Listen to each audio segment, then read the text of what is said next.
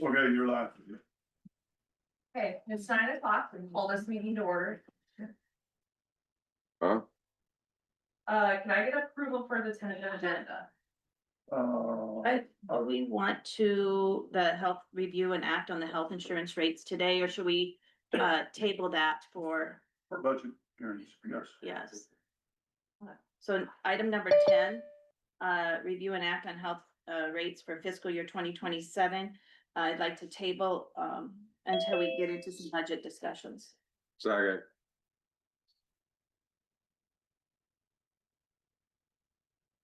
Yes. Can you issue tentative numbers so that when your budget numbers Yes, they come have back, those. Yes, The auditor's office, she's gonna get those today? yes. Okay. yeah, we have those here. Motion carries, or all those in favor? Aye. Okay, consider approval for election of Board of Supervisors chairman.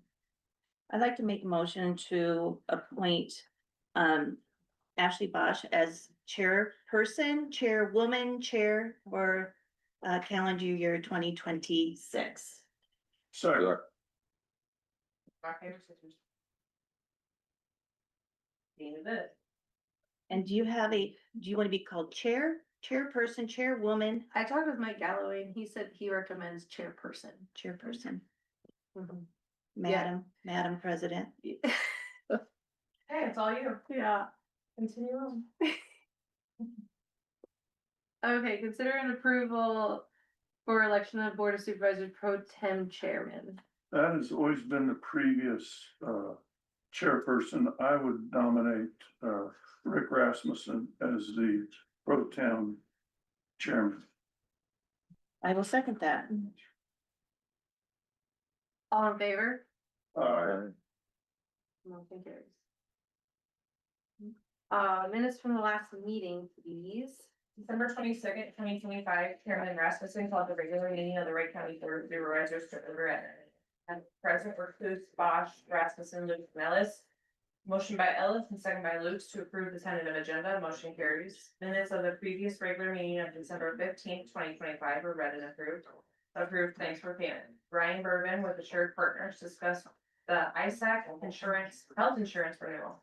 Wright County will be seeing a 6% increase from the previous year's premium.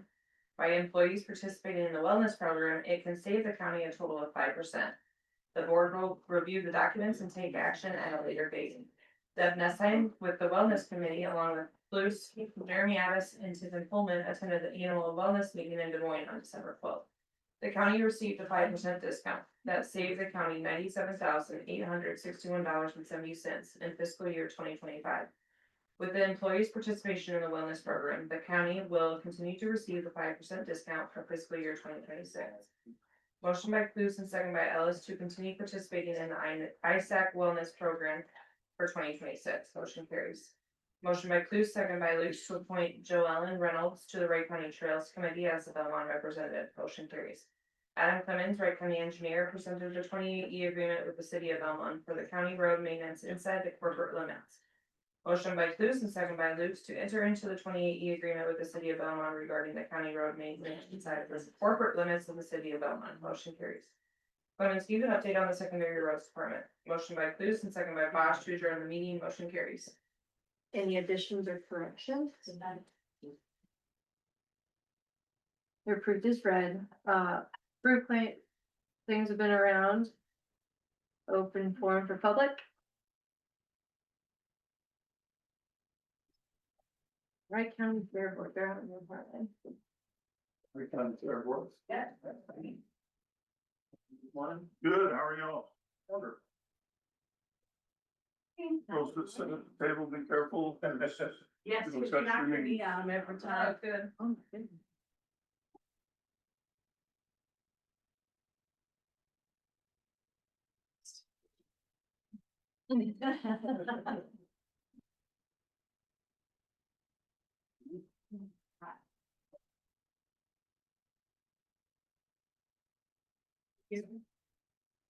It's a very big packet. We're not gonna talk about everything in here.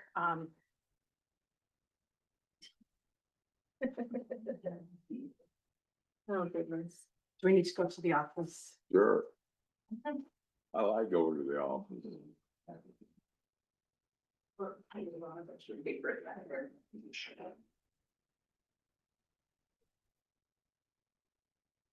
So first thing, I just want to point out a couple pictures on the front cover. First, thank you for having us and allowing us time to speak with you today. Want to point out a couple pictures on the front cover that I think are cool things that we're very proud of. Number one, you'll see the girls kind of in the middle of the page with the huge camera lenses.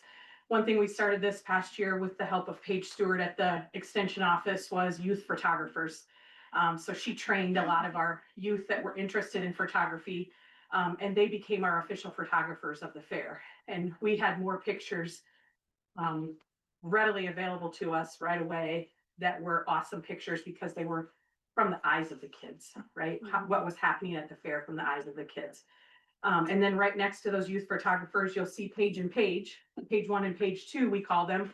But they are newer staff at the extension office that are really truly building the 4-H program and the Clover Kids program. And I'm really proud of the work that they're doing there to help support the fair. Then on the left, you'll see Mike Nag. We hosted Mike Nag for a visit this past summer. It was fun to have him on the grounds and visiting with fairgoers and hearing about the Wright County Fair and what's working and not working at the Wright County Fair. And then the very bottom corner on the right, you'll see that is a project that our fair board finished in the wee hours of the evening with the headlights of the skid loader to finish the project. But it goes to show the testament of the fair board and how they work so hard together to make those projects happen on the grounds. So then I think one of the things, I've been coming here for many years and asking you to consider us in your budget talks. But one of the things that I've never shared with you is our mission statement. So I wanted to share that today so that you can see how our mission ties with missions that you have here in the county.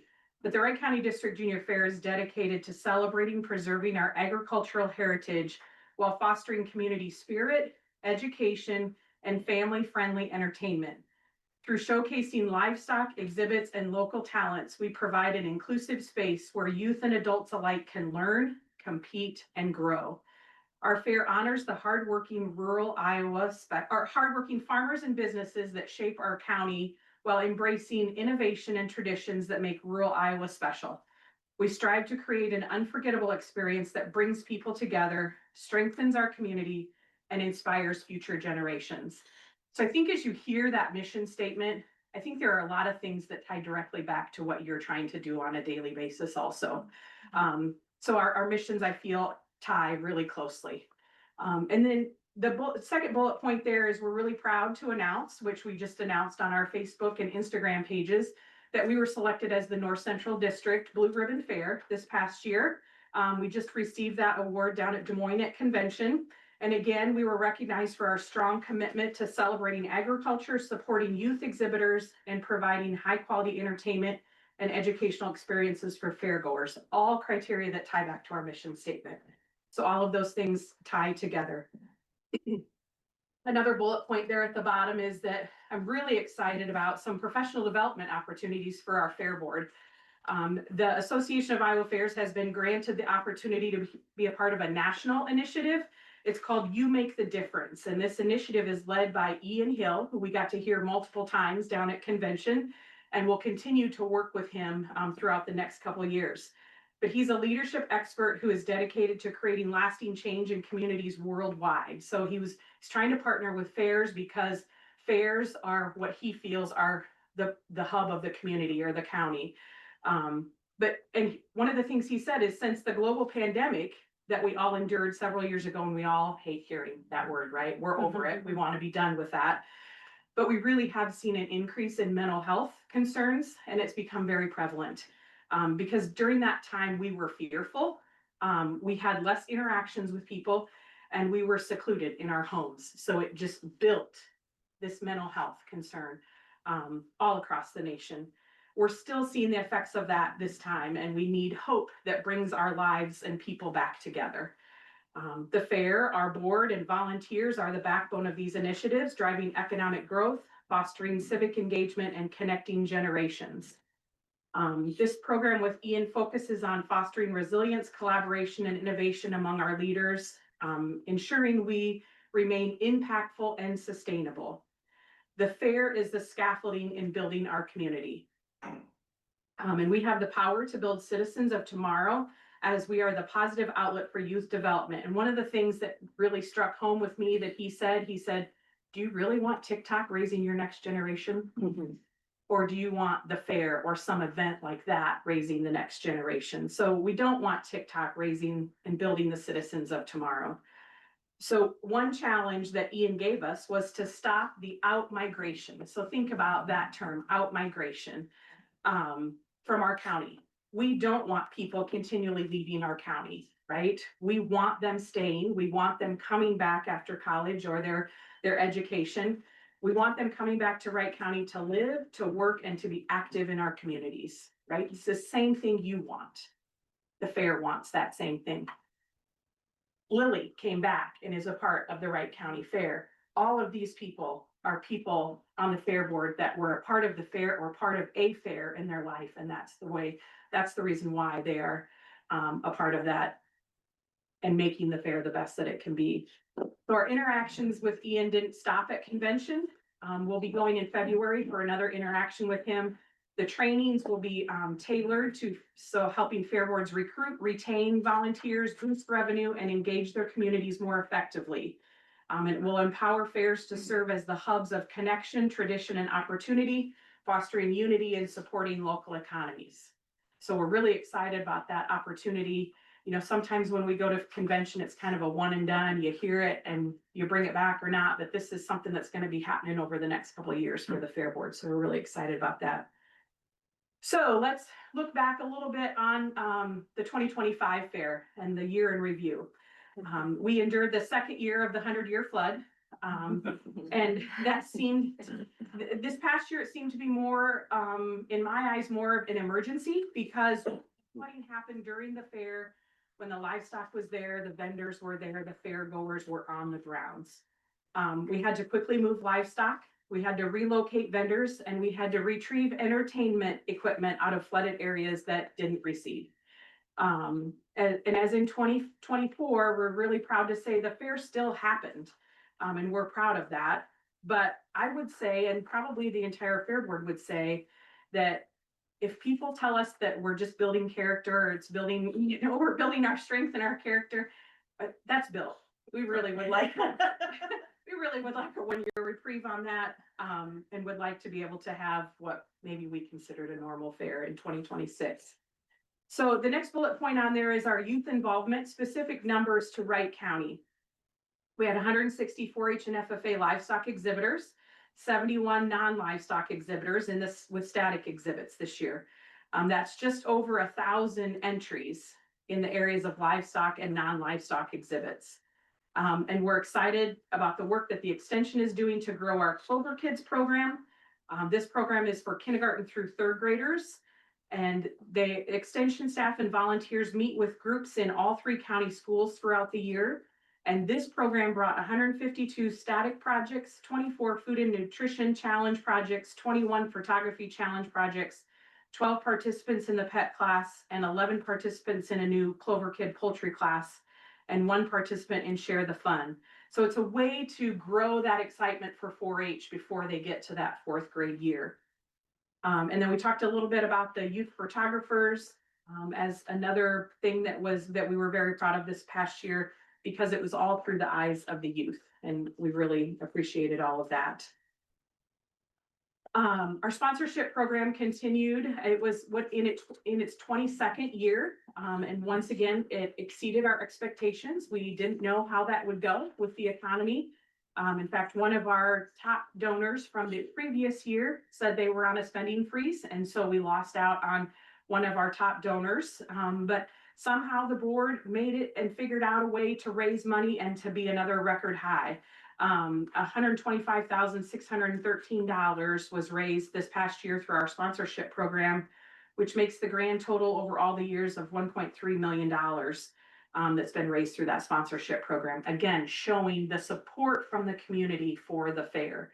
And besides that $125,000, our extended premium program brought in another $14,000, which went directly back to all of the livestock exhibitors on a prorated basis, depending on the size of the animal. And one more really cool thing for our livestock exhibitors is a lot of our larger animals, or several of our animals, have donors or businesses that have decided to provide a scholarship for each of the exhibitors. So this past year, the beef exhibitors all received a $400 check from the Wright County Cattlemen just for exhibiting at the Wright County Fair. All of the swine exhibitors received $100 each from Prestige Foods of Iowa. The poultry exhibitors received $50 each from Centrum Valley Farms. And the sheep and goat exhibitors received $100 from an anonymous donor who felt the sheep and goat exhibitors needed a little piece of that as well. So besides your normal premium money and the extended premium program, then the exhibitors also are able to be a part of some of those scholarship programs just for showing at the Wright County Fair. And then I'm not going to talk about each one of those bullet points there, but more towards the bottom of the page. This past summer, we continued our work with Scott Amusements at the fair. You know, not many carnivals are left. And so we feel very grateful and blessed to have a working relationship with one. We just met with them down at convention to iron out the contract and talk about extended dates for, you know, years to come. But one of the things that they were very adamant about is they just kept saying, well, Tricia, what would make you happy? Or, you know, what do you want to see in the contract? And I thought, dude, I just want to have a contract with you. You know, I want a carnival at our fair. But they said that they feel blessed to work with us because we are the most responsive fair board that they work with all year long. If they need something, we're there and we help them. So it's building that relationship with people that allows us to continue to have that carnival, and they're continuing to grow their business as well. So this past summer, the grandstand was one of the areas that flooded and just would not recede. The 4 nights of scheduled entertainment turned into 2 nights, but those 2 nights didn't happen in the grandstand. So our Thursday night Hypnotist was held on the free stage, which we were planning to do. Friday night, we were unable to hold the NTPA truck and tractor pull. Saturday, we moved the concert over near the free stage, moved the stage and sound and set up barriers. So we had the concert, but that took place not in the grandstand. And then Sunday, we were unable to host Wright Rodeo because of the flooding and the wet that was still in there in the grandstand. So basically, our grandstand events, none of them happened in the grandstand this past year.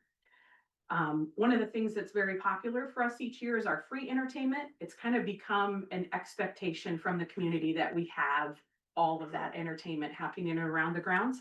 So I listed out things that we did have on the grounds this past year. Everyone loves all that entertainment because it gives them something to do all day long at the fair. Besides the fair itself, we strive to have events and partnerships that happen outside the week of the fair as well. So we listed all of the different things that are happening at the fairgrounds outside the week of the fair, like the 3rd grade safety day camp, where all 3rd graders from the county are on the fairgrounds learning about ag and safety. Daybreak Foods hosts their family event on the fairgrounds. We lease the 4-H building to the Eagle Grove schools for their bus barn. So there's traffic in and out of there every day because of the buses coming in and out. The one that we've done the last couple of years that we're really proud of is the Deb and Jeff Hansen Foundation in Iowa Select. We partner with them to have a pork loin giveaway for our community, our county, for anyone that wants to come. The 4-H horse practices happen in the horse arena. The dog practices happen in the show arena. We have different weigh-ins and polarum testing for poultry throughout the year.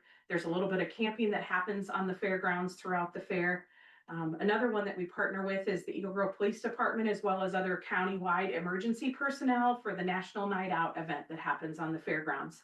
So all of these events help us build partnerships, which in turn create excitement for the fair and for people about the fair. Some of our improvements this last year are 2025 improvements around the grounds before, during, and after the fair. We did a little revamp in the office so that we had more usable space in the office. We rearranged some things, the counter, and we installed a shelving unit in the back. Instead of an old desk that sat in the back that just piled up, We created a shelving unit, so there's a tote for every day, so better organization and use of that space. We installed, which is the picture there from the front cover, as well as the little picture there on your right, is that vendor entertainment landscaping pad just to the west of the commercial building. We did some revamping in the poultry barn as we had to install more cages in there, because of more entries. Continued electrical work around the grounds, the roadways. It always seems that we always need plenty of gravel on the roadways. And then a project that we've done since the fair happened, we've worked on some above ground drainage. It became our need to be able to move that water quicker on the grounds if it happened again. So we installed 2 more culverts. So now there's 3 culverts that go under the road, like from the back of the grandstand over to the horse arena area. So there's 3 culverts that go there. We replaced a culvert near the sandbox that had kind of collapsed and was plugged. And then we cleaned out a couple other culverts around the grounds and tried to shape some of the ground so that the water moved a little better. And we've also began talks and are working with the city for the below ground water movement. They've been out and they have kind of placed where they feel the water flow should go, which that's not where it goes. And then they've also contracted with a company to try and do some camera work underground. But the last I had talked to the city, they had not gotten there before a lot of the snow had come. So I don't know if that still is able to happen yet this winter, or if that will need to happen this spring, but there's a lot of farm ground that drains through there on a not very large tile. So I'm not sure next steps after that, but we felt the camera and seeing if what is currently there is even working. So that kind of is our next step, but we're continuing to work with the city to try and work on that water movement through the grounds. Because one thing that was different from 25 to 24 is that we felt like in 24, the water moved quickly and for the most part moved and got off the grounds. This past year, it didn't, it just sat. So it was a much different problem this year than it was the year before. Future projects, continued electrical projects around the grounds, more rabbit cages. We are in need of that as the rabbit numbers are growing as well. There has been an idea thrown out about raising the cattle barn to get it up higher and so that we don't have that flooding and have to move cattle. So lots of ideas. And of course, more drainage work throughout the grounds to try and mitigate some of those types of things. We're excited to announce we're moving forward to 2026. 2026 is a milestone year for the fair. 2026 will be the 100th year that the Wright County Fair has taken place in its current location. Now, we all know that the fair started in Clarion and moved to Goldfield for a while. But in its current location in Eagle Grove, this will be the 100th year that the fair has taken place there. So our theme for next year has been selected as Century of Celebrations. We felt that tied nicely to America's 250 with the big birthday that America is happening. So we will be celebrating a century of celebrations, and the dates of the fair are July 7th through the 12th. So mark your calendars now because you don't want to miss it, right, Rick? You'll be there. So then I did list all of our current fair board members and their offices there. If you have any questions, any of those people with me today is Lillian McCart, Matt Schreiber, Corey Tweeten, and Brad Grandgeorge. We had several others that were wanting to be here when the meeting was Monday, but then other commitments happened for today. So several of them were sorry that they could not make it today, but wanted you to know. And that's our most recent picture of the fair board there that happened at our annual meeting. So here's the part where we tell you that county funding continues to be integral for us, right? And you hear that from everyone that comes and sits in this seat when you're at budget talk time, right? But we need your support because those costs continue to rise.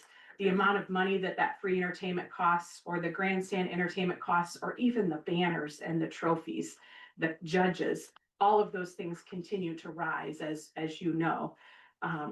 But we are an event that involves the whole county, and we ask that you make the fair a priority in your budget talks. And be reminded of some of the You Make a Difference initiatives and how those things tie with your mission here as Wright County Supervisors. Our fair is a district fair, so besides everyone within the county, we also encourage and see people from outside of the county coming to the Wright County Fair, which that not only brings economic impact to the county, but it builds community connection, cohesion, and pride within our county as well. And we're proud of this very popular celebration. It involves the entire county, and it is a positive outlet for youth development. I tell you that every year, but it is a positive outlet for youth development. We don't want TikTok raising our next generation. So then I'll leave you with one final thought, and I'll stop talking because Rick's staring at me now. So, but one final thought that Ian left us with when we left convention, he challenged us as a fair board to think about, he said, think about your sandwich that you had for breakfast this morning. Maybe it was an English muffin with eggs and bacon, right? Two animals were a part of making that sandwich, the chicken and the pig. The chicken was involved in making that sandwich, but the pig was committed in making that sandwich, right? So he challenged us as fair boards, are you going to be involved or are you going to be committed to creating our next generation? So we want to know if you're going to be involved or committed in our event as well. You know, will you be the chicken or the pig as we are moving forward and trying to continue to have a strong, very proud Wright County Fair. So the Fair Board is committed in making the fair happen each year, and we hope that you are too. So again, I left the funding amounts for the same counties that I have given to you in the past. And it shows where your funding ranks compared to some of the other county fairs in our district. So that is there for your information. The next page is just a letter that I wanted to show you. Two of our exhibitors spent the time to send a thank you note to all of the donors to the extended premium program. And this is actually a friend of mine, but I asked for a copy of her letter so you didn't think that when I put my letter in there, that it was just a letter that was sent to me. But they sent to every person that donated to that extended premium program. But I want you to take a minute to read and hear what they are saying are the values that these kids are learning from participating in the fair. I thought that was a very well-written thank you note and one that we appreciated that got sent out to all of our donors in that extended premium program. Then the back half of the packet that you have is just an overview of some of the capital projects, the dollar amounts with some of the proof of expenditure for some of those, but it contains those capital projects from this past year that we have provided to you in the past for those dollar figures with that. So any questions that you have for any of us on the packet or just the fair in general? I just would like to say that thank you for everything that you guys done. I've never seen a fair board work so sneaking hard in my entire life, and I was there all those days, and it was just amazing. And they just, Yeah. if you need something, they drop, they go, they Yep. help. So Yep. they're amazing. I'd like to instruct Amanda to go ahead and pay off of this for the $5,000 match. Perfect, thank you. Really appreciate it. And I feel like your picture of the kids is growing every year. Absolutely. Absolutely think that is the greatest thing. Yep. And proud to announce Paige is now gonna be part of my family. I know, I saw that. That was exciting. I have not seen her in person yet, but Yeah. yes, that is very exciting. We're very glad for that too, because Gonna keep her here. that's sometimes when we find a really good one, they don't last long and then they've moved on, you know, for marriage or whatever it Yeah. may be. But yeah, we're really excited Yeah. to have her being here. It's a great partnership with her. Thanks for all your hard work. Thanks for Oh my gosh. the information. Yeah. It definitely means a lot. And, I think I can speak for the board that, we aren't just, committed, we're involved too. Yeah, very Yeah. good. Thank you. Thank you. So it's something that we're very proud of, and I think Wright County as a whole should be very proud of. In fact, I was a friend, Joe, my friend was up and we were shopping through Eagle Grove the other day, and I ran into a lady that many years ago I babysat for her children. And she said, you know what, Tricia, I just want to thank you for everything you do for the fair. And she went on and on about how somebody had made a negative comment on Facebook. We all know that happens, right? And not about the fair, just about Eagle Grove in general. And she said, my response to that person was, you ought to come back during the fair because that is something that you don't want to miss. So it is something that people have grown to love. But with that becomes then the expectation that that stays, right? And as all of those costs increase, then we know. And the scary part about this business is that we are signing contracts not only for 2026, but when we were at convention, we signed contracts for 2027. And we have no clue what our income is going to be because of the sponsorship program and your support from the county supervisors. So we are committing ourselves to contracts a year and a half in advance. And we don't know what our income is. That's the nature of this business that you gotta have a little anxiousness over. So yeah, so thank you for your time and hope that we can continue to work with you to continue to make the Wright County Fair the best that it is. And thanks to all of you for doing such a great job. Yeah, It's awesome. it is a great hardworking board and Yep. it's fun to be together as a family. I think I have a sign at my desk that says this family is 1 tent short of a circus, I think, so. So it's all in good fun, I think, so. Thank you so much. Thank Thank you, you. thank you guys. Thanks. Thank you all. See ya. Thank you. Thank you. Thank you, thank you. Thank you. Thanks. Yep. Thank you. Thank you. Thank you. Okay, consider approval to set the date and time of board of supervisors meeting for Mondays at 9 AM. Motion to set the date and time, for Wright County Board of Supervisors meetings for 9 AM on Mondays. I'll second that. All in favor? Aye. Aye. Motion carries. Adam. Two things for the agenda today. They got moved from Monday to Tuesday to now. First item is the agreement between us and the city for city maintenance or county road maintenance inside the city limits of Clarion. We all have a copy of that. This, city has, acted on it and approved it. So, it lays out what we do on what roads, Madison Avenue, 210th Street, and then also Nelson. The Lee Avenue coming into town on the southwest, they were very particular not to go past the railroad tracks essentially. Cause there's a couple drainage structures there that they didn't want us to hit. So they know where they're at and we wouldn't pay attention to them right there. So we're specialized for the cities. So. Yeah, so I just need a motion, second, and then approval. Enter into the 2080 agreement with the city of Clarion, regarding road maintenance inside the corporate city limits of Clarion. I'll second that. All in favor? Aye. Aye. Aye. Motion carries. You'll file those just like the other ones. Did I put this Rick on there still? Nope, No? just Okay. sure. Okay. They're a person, I should change that. You, you'll do with this the same as you did Belmont, file with the state. Yep, I've already filed, I'll send them one of the copies. I filed Belmont's already, and then once I get all of them done, from Denise, she confirmed that the 2080s to, record them are free. Okay. So I'll just take all of them, do them at once. So, Thank you. So I've got them all set up so they can, with the 3-inch, so. Update, blades and trucks. This is from last week, not this week specifically.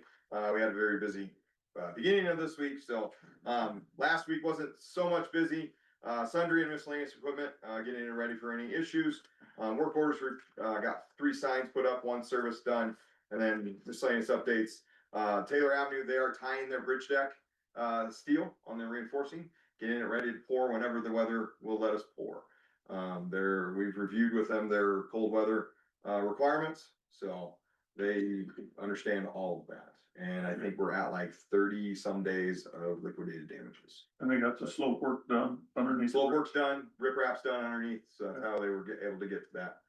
next step. So, we're watching them, diligently, and we go up there pretty much daily, just to make sure that what they're getting done. They have a lot of snow to move, when it snows on the bridge deck, and as they put steel on it, it gets harder and harder. So they've got to get that melted off. So their starting of their day gets pushed back, you know, because they've got to essentially just do something. So, their equipment's still starting, which is good. So hopefully we don't get a really, really cold snap in February or something like that, but, Next week's gonna be warm. yes. Hoping that if we can get some bridge steel done, Possibly we for. could pour on a day. It's just, I don't want it to be cold for an indefinite amount because Right. we've got to put probes in it. We've got to make sure that temperature gauges are put in and monitor those very closely. So they've got to essentially drape the whole bridge down on from the bottom. You can't have any air coming up from underneath. You have to, and then you have to shoot in hot air underneath to keep everything warm. So, yeah, putting a skirt on a bridge, essentially. Stuff to warm steel. Yes. After it's cold. Yes, exactly. And we did get another order of salt, and I think we got another order of salt this week too. So we're getting that in as we go. We've got, the outer sheds filled back up the last couple of weeks. Any questions? Thank you. Thank you. Oh, one other, with the hydrogen, did you guys have to do anything with the drilling, anything? Did you have to do any driveways? We did a driveway permit for them. I had conversation with them. They wanted a 45-foot drive or a 40. They wanted something, 45-foot driveway. We don't do 45-foot driveways, do max of 40. They didn't quite understand how our design of our driveways for them, that it's an 80-foot mouth essentially. Mm-hmm. So down to a 40-foot and and so I had a conversation with them about the design of it, that they didn't need 45 feet. It's not a square box going to the roadway. It's 40 to 80. You should be able to turn on that. If you can turn from Highway 69 onto 190th Street, you should be able to turn into that area. So they did that. I had a conversation with Lynn. He had a complaint about the roadway. When it gets wet, it looks a little dark. I had a conversation with Kyle Handy. In the spring, they're gonna be done in about 30 to 35 days, supposedly. Beginning of February is when they're gonna probably pull everything out. I said I will review the roadway in the spring, and he said, hey, if you guys just wanna bill us, we'll probably haul some rock to that quarter-mile stretch there, and then bill them. So they were okay with that. There's a lot of ruts. Yeah. When we had that little warm snap, there's some ruts in the road and, Next week's gonna be terrible. Well, and they were unloading the semis. I mean, they Yeah. had like 5 semis. Yeah. we made contact with them when you had called and said, hey, you guys gotta get into your They site. were like blocking the road. Oh, shoot. I happened to ditch there. I will probably send out when it does get a little bit of blading time, if we could. If it does get warmed up, we'll try to get those ruts taken care of, just because those Yeah. tend to move you around a little bit. Mhm. So they are drilling. They are drilling, they're going, That thing is lit up 24/7. It is. That is so right. It's a small little, very small little city. Yes. It's a big. I seen a picture on Facebook of it. It was Yeah. pretty. Oh, you can see it from our house. I mean, Really? it's just brighter than bright can be. Yeah, I was driving home from Elkhart last night. You could see it, Yeah. south on 69. Oh, really? Yeah. I'm gonna It is. drive up Yeah. there. So kind of look that way, you won't You realize won't- that there's the lights there, but once you realize what you're looking for, it's lit up pretty good. Wow. Yeah. So they do have, I don't know if you each should have gotten an email from Kyle about being invited to Yes. that. That's So next I'm week. planning Next on the week, 8th. Thursday. I'm planning on Oh, you're attending going there up also. Mhm. So, Yeah. okay, thank you. Anything with the snowstorms that came through? Guys all okay? Yep. Any damage? Equipment's all okay. Perfect. Yeah, nobody get towed out or anything like that. We haven't had to call Tony's or Henniger's. That's a good thing. Yeah. Not, knock on wood. Yeah, we did try to go out on Sunday. Obviously, this will be in my next week's report. We went out on Sunday, in the blizzard for about an hour, or one round. Then had to pull the guys. I talked to multiple counties that were doing that. Then we went out on Monday at 5 AM. We were actually out 2 hours before the DOT, so. Mhm. I had called Ron about 5:30 in the morning and asked him what his plans were, so they weren't going out until Sunday. So we were out in front of them a little bit, but Well, they had to be able to see the vehicles that were stuck in snowdrifts. Yeah, well, it was a parking lot. There was Guys one, were which going on county their was way. it, that was like a whole truck was buried No. in a snowdrift, Yeah. like a whole truck. Completely covered. Yeah, and they were gonna pull it out and they were like digging with scoop shovels. to find it. Uh-huh. Yeah. This is nuts. When the cops tell you to stay home, stay home. You're right, Here's what he said. Mm-hmm. right. We had multiple people coming from, I think the sheriff's department had said this, but multiple people coming from Michigan, Wisconsin. Trying to go to like Arizona or Colorado, and Well, when I-35 got closed, they jumped on secondary roads. they jump on Highway 16. That's what Brian said. He's seen a bunch of videos where guy from Kansas was heading to Minneapolis and they closed I-35, so he went over and jumped on Highway 69 to go north. Yep.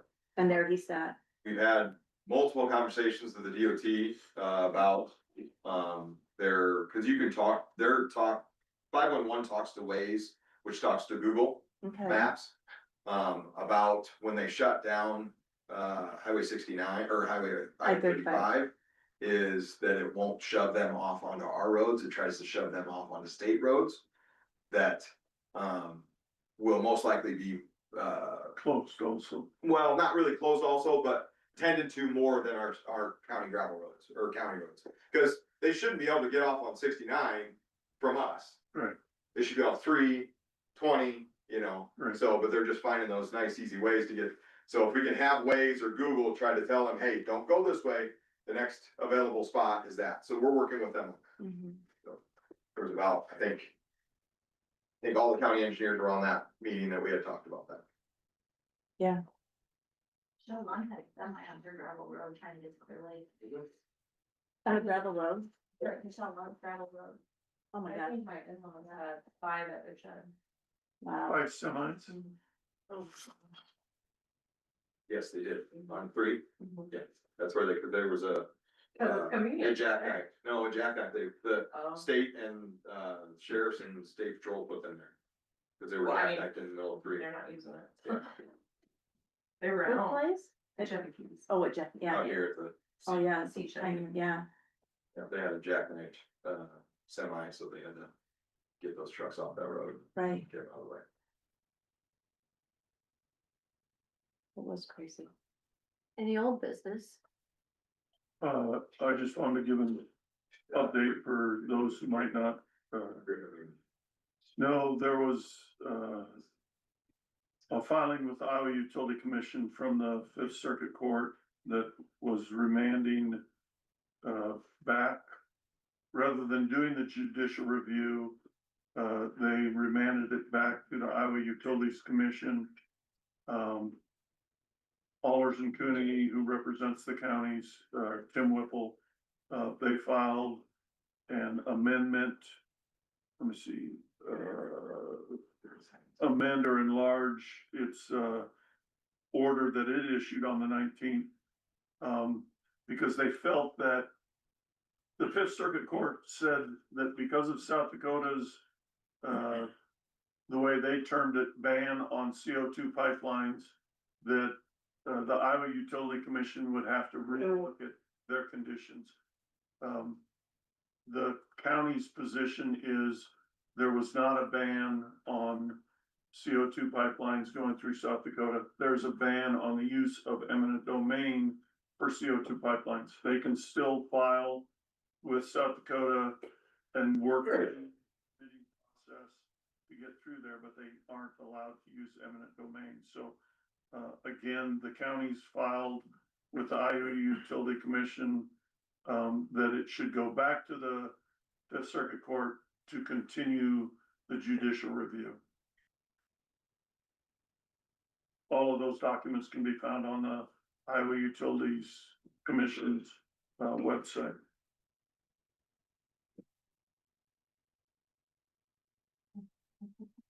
That was all I had. Any new business? Update on meetings?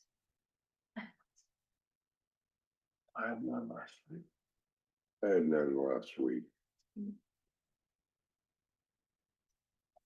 Our next meeting will be on Monday. Motion to adjourn.